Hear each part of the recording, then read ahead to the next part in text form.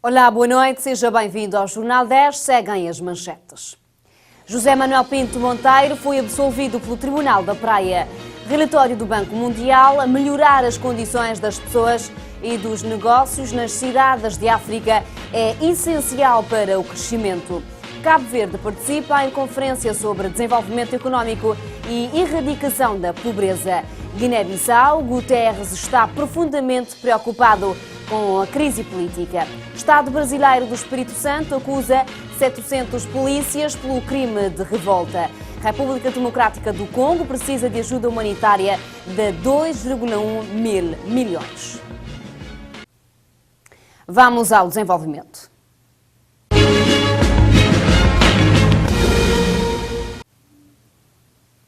Continuação de boa noite, no ar a última edição do Jornal 10 desta semana. O presidente da Associação Nacional de Municípios de Cabo Verde, o atual presidente da Câmara Municipal de Ribeira Grande de Santiago, Manuel de Pina, defendeu nas Canárias a necessidade da Europa abrir as suas fronteiras ao povo cabo-verdiano devido à afinidade histórica existente baseada nos laços que estão na origem da nação crioula, ao facto da cidade velha ser objetivamente o berço do novo mundo. Manuel de Pina esteve em Canárias, onde participou no Seminário Transnacional da Ecotour, sublinhando que Cabo Verde apoia a Europa no seu esforço para garantir a segurança no corredor atlântico. Referiu que o mar cabo-verdiano está aberto às embarcações europeias e que os europeus têm portas abertas para residir e investir no arquipélago, recebendo até incentivos do Estado para o fazer.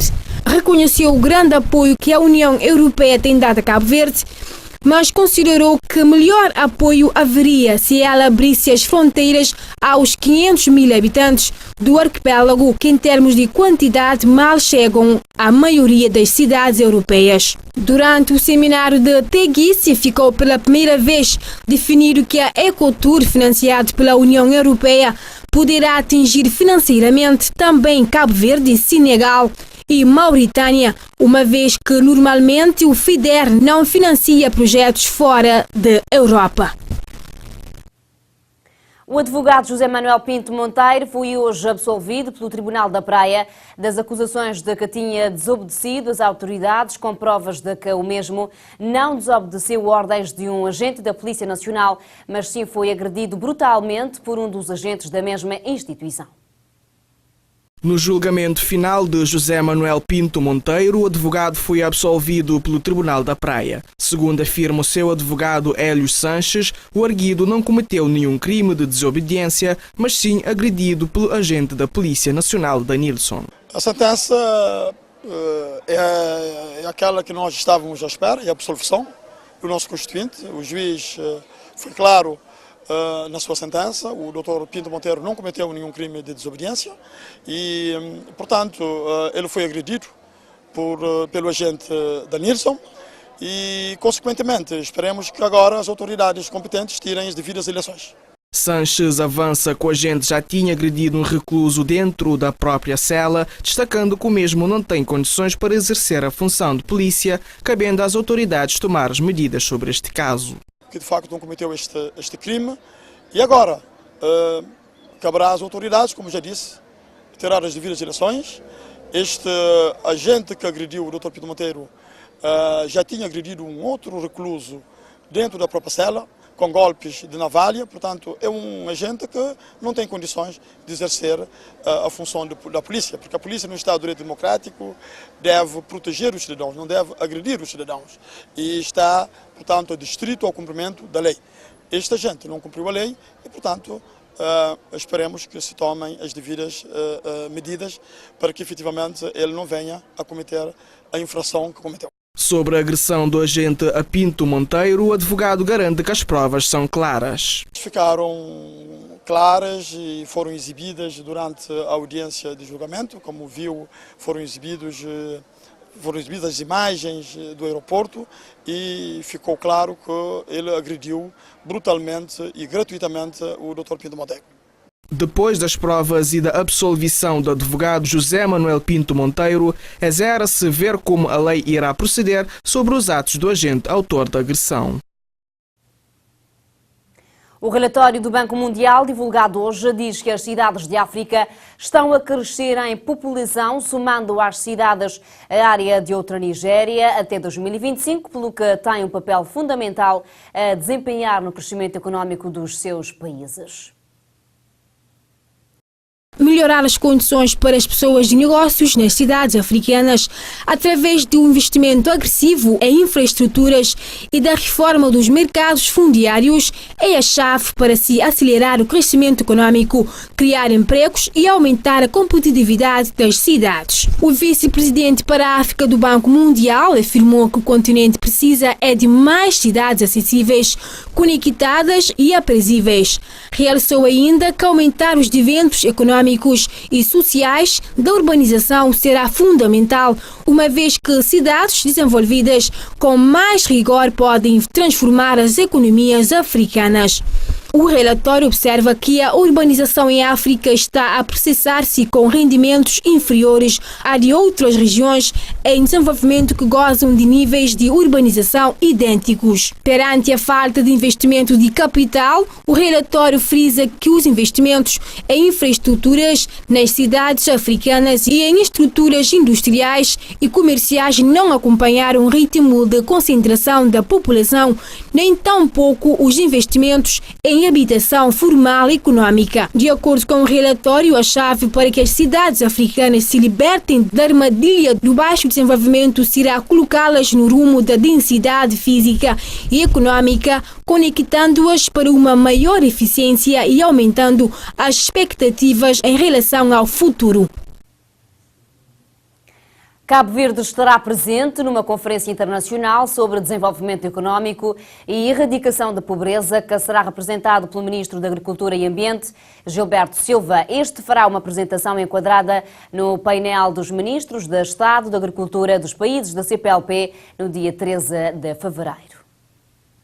De acordo com uma nota do Executivo, a maioria desses países não consegue implantar as políticas necessárias para a geração de um ambiente favorável ao desenvolvimento das atividades produtivas. Neste sentido, os referidos países reúnem-se de 13 a 15 deste mês no Brasil, numa conferência internacional da CPLP, Desenvolvimento Econômico e Erradicação da Pobreza através da Agricultura. A conferência é uma iniciativa da Comunidade dos Países Africanos de Língua Portuguesa em parceria com a Câmara de Comércio e Indústria Brasil-Moçambique. Cabo Verde estará representado pelo Ministro da Agricultura e Ambiente, Gilberto Silva, que fará uma apresentação enquadrada no painel dos Ministros de Estado da Agricultura dos países da CPLP no dia 13 de fevereiro. Segundo a nota do Governo, o evento se converterá num importante fórum internacional ao reunir autoridades, ministros de Estado, representantes do Banco Africano de Desenvolvimento,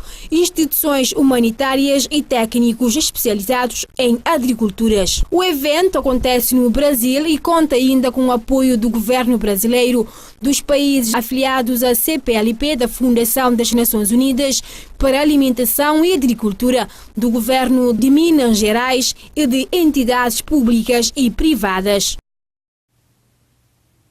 Terminou esta manhã o workshop destinado a vários funcionários dos vários ministérios, que teve como objetivo promover a discussão sobre os diferentes modelos de mecanismos nacionais para a elaboração de relatórios aos mecanismos internacionais de direitos humanos, no sentido de indicar qual melhor se adequa a Cabo Verde. Com esta formação, pretende-se criar as bases para a criação de uma comissão interministerial que se encarregará de passar a elaborar os relatórios sobre a implementação das convenções e tratados internacionais de direitos humanos em Cabo Verde. Durante esses 2 dias, o ateliê decorreu normal e com uma participação ativa dos formandos. O dia ocorreu muito bem. Tivemos mais de 25 participantes dos 2 gêneros, que foram muito ativos. Vieram de vários ministérios. O trabalho correu muito bem e até posso dizer que superou as expectativas, não é? Tanto a nível da participação dos participantes, como em termos do resultado final deste ateliê. Sendo assim, Zaida Freitas considera que os objetivos pré-definidos foram alcançados. Conseguimos alcançar os nossos objetivos, que era de efetivamente que eles saíssem daqui devidamente sensibilizados para a importância da criação deste mecanismo nacional para a elaboração dos relatórios, informados de como é que se processa todo este contacto com os mecanismos internacionais e pensar aqui em conjunto numa proposta de um mecanismo nacional. Para um dos participantes, esta formação foi positiva e uma experiência muito produtiva. Foi uma experiência muito produtiva.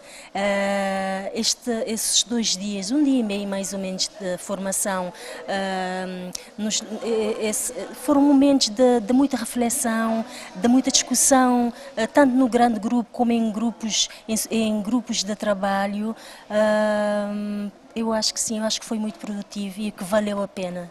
Depois desta formação, as propostas vão ser apresentadas ao Governo para análise. De recordar que esta iniciativa foi financiada pelo Escritório Regional do Alto Comissariado das Nações Unidas para os Direitos Humanos, em cooperação com o Sistema das Nações Unidas em Cabo Verde. Vendedeiras da cidade da Praia manifestaram-se hoje em frente à Câmara Municipal da Praia contra os maus tratos por parte dos guardas municipais, exigindo os devidos direitos e o respeito por parte dessas autoridades. As vendedeiras ambulantes da cidade da Praia manifestaram-se hoje após a revolta que houve entre elas e os guardas municipais. Para uma das vendedeiras, a questão que se põe é que ela está em busca dos direitos de todas as vendedeiras ambulantes. Não se para, a mim só está buscando direito de tudo no Rabirante. Não sai na sindicato, ainda faz um negócio com o sindicato, não se para. Tudo que você resolve, é assim. Esta outra vendedeira diz que exigem o respectivo direito por parte das autoridades, sendo que são as únicas que lutam para dar de comer aos seus filhos. É nós que estamos lutando para os filhos, não querem no direito, não querem em Nigéria. Cabo-verdiano, nascido, criado, não tem filho ainda. Este é o registro de mais um caso de confusão entre as vendedeiras ambulantes e os guardas municipais na cidade da Praia. Vamos a opiniões fortes. Opiniões fortes. As opiniões fazem-se na Tiver.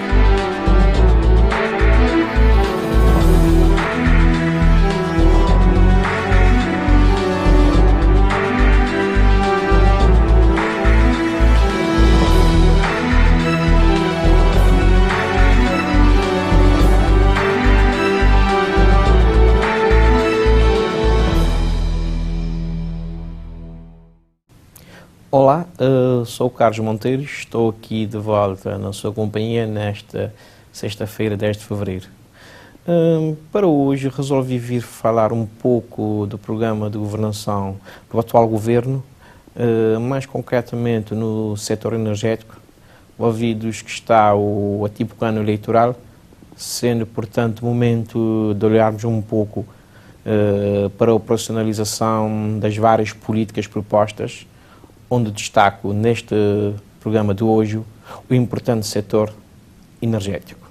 Como é de conhecimento, o programa de governo desta nona legislatura, na sua forma global, preconiza o crescimento da economia com o consequente aumento do emprego disponível para as pessoas. Daí uma das estratégias ser reduzir os custos de contextos e promover a eficiência económica. Como é sabido, existem situações que afetam o normal desenvolvimento da atividade das empresas, prejudicando a sua condição de competitividade face, por exemplo, aos seus concorrentes externos. Importa, por isso, trabalhar na redução dos custos dos contextos e operacionalizar os investimentos tanto do Estado e principalmente do setor privado. Por conseguinte, é mister melhorar o ambiente de negócio no setor energético, aumentar a eficiência dos serviços e de toda a cadeia de produção, transporte, distribuição, com impacto, óbvio, na redução de custos de fatores de produção. Neste sentido, o programa do Governo para um plano energético consistente para o país obriga a consideração a curto, médio e longo prazo a ter os seguintes princípios fundamentais. Segurança energética, que inclui o acesso à disponibilidade, a conservação, a estabilidade dos preços, a independência relativa e a competitividade. por exemplo, o uso até onde for técnico e economicamente possível das energias alternativas, particularmente das energias renováveis e limpas. Outro aspecto é o despiste do potencial geotérmico do país e a definição do espaço do mesmo no âmbito do perfil energético das ilhas. O outro aspecto seria a aposta inequívoca na investigação científica e tecnológica no domínio das energias eólica e solar e também a geotérmica. Também, outro princípio seria a criação de uma solução institucional para sediar os esforços de investigação no domínio da energia capaz de integrar importantes centros de redes mundiais de conhecimento e de pesquisa e desenvolvimento no domínio do setor da energia. Por conseguinte, o programa assenta nos seguintes compromissos. Trabalhar no sentido de reduzir a fatura energética em pelo menos 25% ao longo da legislatura, garantir a cobertura de 100% em termos de fornecimento de energia e água em todo o país, transformar o setor e dos serviços ligados às energias renováveis num setor gerador de empregos e exportador, nomeadamente para a região africana aqui perto da costa da CDO, adotar um escalão de tarifa social no fornecimento de eletricidade e água, que já há sinais no programa do governo aprovado para 2017, promover uma cultura de otimização da procura energética, reduzir radicalmente as ineficiências na oferta de energia e também qualificar a regulação.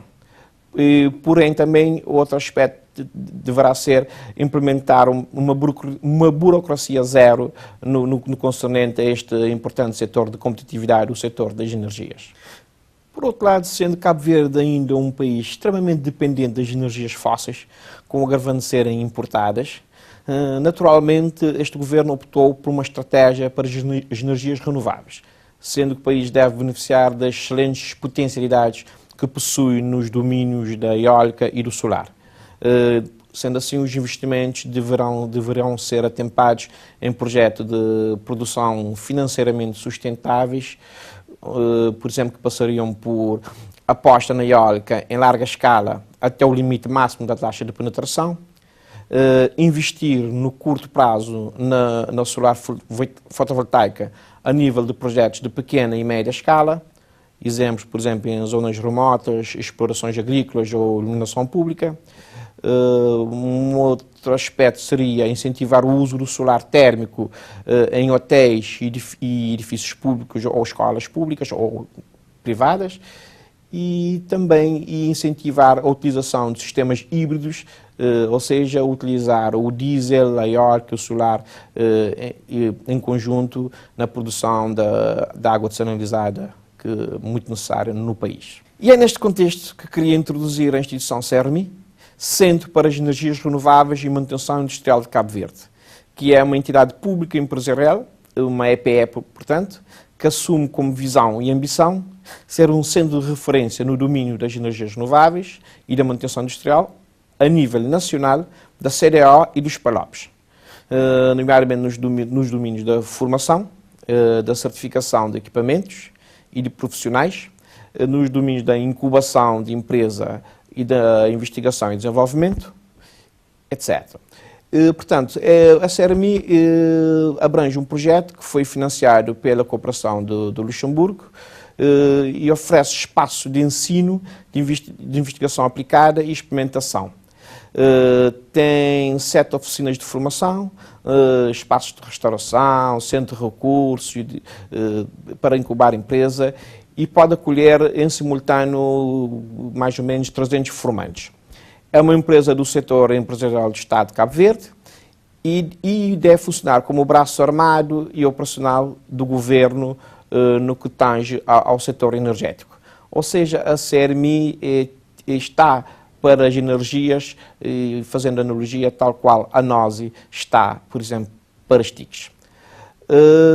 Dentro das competências da CERMI, nomeadamente, a CERMI faz a formação profissional inicial para jovens, faz a formação contínua e capacitação de excelência adequados através de contratação de especialistas internacionais, operacionaliza projetos de energias renováveis e de eficiência energética com fins comerciais e empresariais, garante a operacionalização do processo de certificação profissional de competência, etc. E acerca do edifício Seremi, dizer que é um edifício muito bem concebido, com preocupações de eficiência energética e de arquitetura. E pode e deve ser modelo para edifícios em Cabo Verde e eventualmente também para a nossa sub-região. Neste momento, o edifício é autossuficiente em termos energéticos, ou seja, toda a energia que consome é produzida internamente no parque fotovoltaico e também num pequeno parque eólico interno, e é o primeiro edifício do Estado desligado da rede pública. A ideia é caminhar para 100% renováveis, pois este edifício tem condições, aliado ao backup interno, conseguir chegar a esta performance. Por isso, caro telespectador, feito esta incursão hoje pelo mundo da energia, importante setor de competitividade para a economia, fico por aqui e restando-me desejar-lhe um bom fim de semana e despeço-me aqui a dizer até para a semana. Opiniões fortes. O elenco semanal.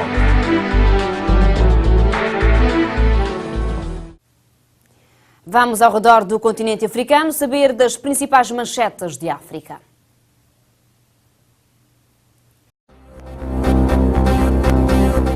Olá amigos, convosco Mayra de La Salette com VOA Centro América. Uma reunião no Salão Oval, um almoço na Casa Branca e uma partida de golfe na Flórida tem como objetivo reassegurar o líder japonês de que a administração Trump está ao lado do seu aliado a 100%. Nas palavras do responsável da administração, Abe está acompanhado por, dizem responsáveis à VOA, uma delegação de composição e tamanho sem precedentes. O Nordeste americano continuava a ser fustigado por poderoso temporal de inverno, neve e ventos fortes, tornando as estradas perigosas e as deslocações difíceis. Milhares participarão no encontro com o representante republicano do Utah, Jason Shaftes. Deram o seu apoio à existência de propriedades públicas e por vezes aplaudiram ou assobiaram Shaftes, que acabou por abandonar o encontro 40 minutos mais cedo do que o previsto. É tudo por hoje. Bom fim de semana.